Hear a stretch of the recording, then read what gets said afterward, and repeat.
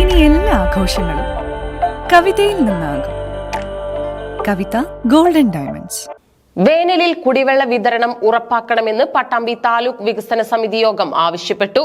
Muhammad Muhsin MLA യോഗത്തിന് അധ്യക്ഷത വഹിച്ചു.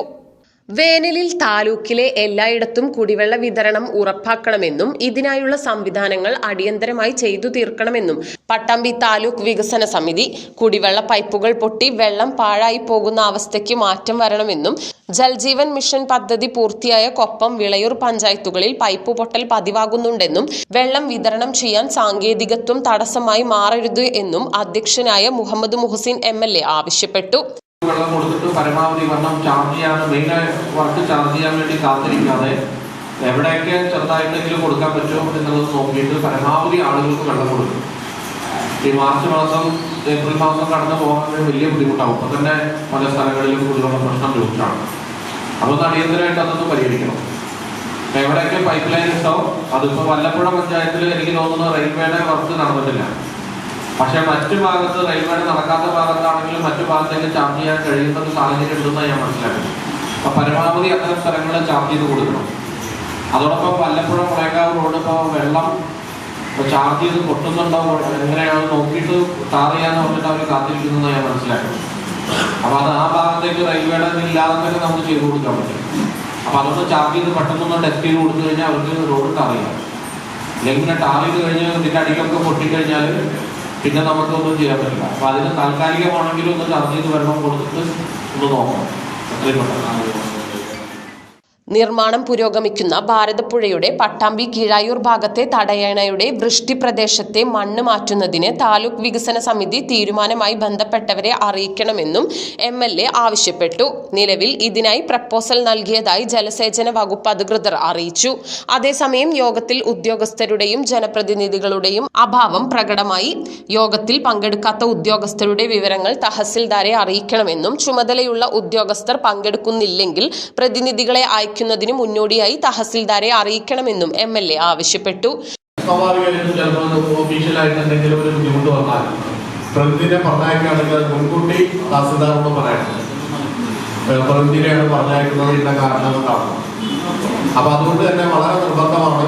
ആരെങ്കിലും ഒന്ന് വിടുക എന്നുള്ളതല്ല, ഉത്തരവാദിത്തപ്പെട്ട ഉദ്യോഗസ്ഥരാണ് പങ്കെടുക്കേണ്ടത്. അതില് അവർക്ക് പങ്കെടുക്കാൻ കഴിയില്ല എന്നുണ്ടെങ്കിൽ അതില് പിന്നെ മറ്റുദ്യോഗസ്ഥരെ പറഞ്ഞേക്കുന്നത് മുൻകൂട്ടി ഇൻറ്റിമേറ്റ് ചെയ്തിട്ടാണ് പറഞ്ഞേക്കാവുന്നത്. അപ്പോൾ അതൊന്ന് പ്രത്യേകം ഉറപ്പുവരുത്തണം.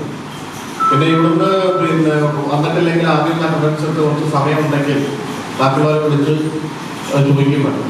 വല്ലപ്പുഴ മുളയൻകാവ് റോഡരികിലെ പൈപ്പ് ലൈൻ ഇടൽ ഉടൻ പൂർത്തിയാക്കണമെന്ന ആവശ്യവും ഉയർന്നു. ഇതിന്റെ നടപടികൾ പുരോഗമിക്കുകയാണെന്ന് ജലവിഭവ വകുപ്പ് അധികൃതർ അറിയിച്ചു.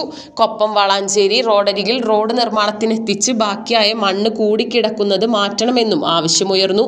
ഇതിനായി ഓൺലൈനിൽ കരാർ വിളിച്ചെങ്കിലും ആരും ഏറ്റെടുത്തില്ലെന്ന് പൊതുമരാമത്ത് വിഭാഗം അധികൃതർ പറഞ്ഞു. വീണ്ടും കരാർ ഉടൻ വിളിക്കുമെന്നും അധികൃതർ പറഞ്ഞു. മുതുതലയിൽ കർഷകർക്ക് ഉഴവുകൂലി, ഉൽപാദന ബോണസ് തുടങ്ങിയ ആനുകൂല്യങ്ങൾ ഇനിയും ലഭ്യമായില്ലെന്നും പരാതി ഉയർന്നു.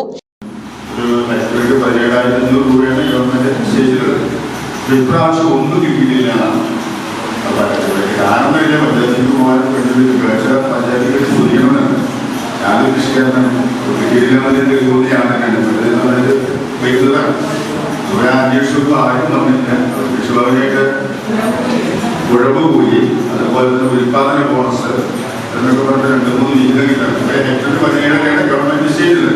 അത് ഒന്നും കിട്ടില്ല എന്നാണ് പഞ്ചായത്ത്.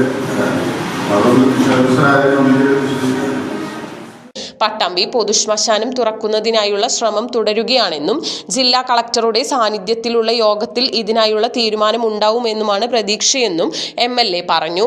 ശ്മശാന വികസനത്തിനായി MLA ഫണ്ട്, സർക്കാർ ഫണ്ട് എന്നിവ ലഭ്യമാക്കുമെന്നും MLA യോഗത്തിൽ അറിയിച്ചു. എല്ലാ ആളുകളുടെയും ഒരു ആവശ്യമാണ്.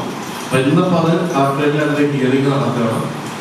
എത്രയും വേഗം അത് യാഥാർത്ഥ്യമാക്കാനുള്ള ശ്രമങ്ങൾ നടത്തുകയാണ്. അതിനുവേണ്ടി പൂർണ്ണമായി MLA ഫണ്ട് മാത്രമല്ല സർക്കാരിൽ നിന്നും അതിനു വേണ്ടിയിട്ടുള്ള മറ്റുള്ള ആനുകൂല്യങ്ങളും കാര്യങ്ങളുമായിട്ട് മുന്നോട്ട് പോകുന്നുണ്ട്. ഇപ്പൊ ഗ്യാസ് സംവിധാനത്തിന് വേണ്ടിയിട്ടാണ് നമ്മൾ പ്രപ്പോസൽ കൊടുത്തിട്ടുള്ളത്.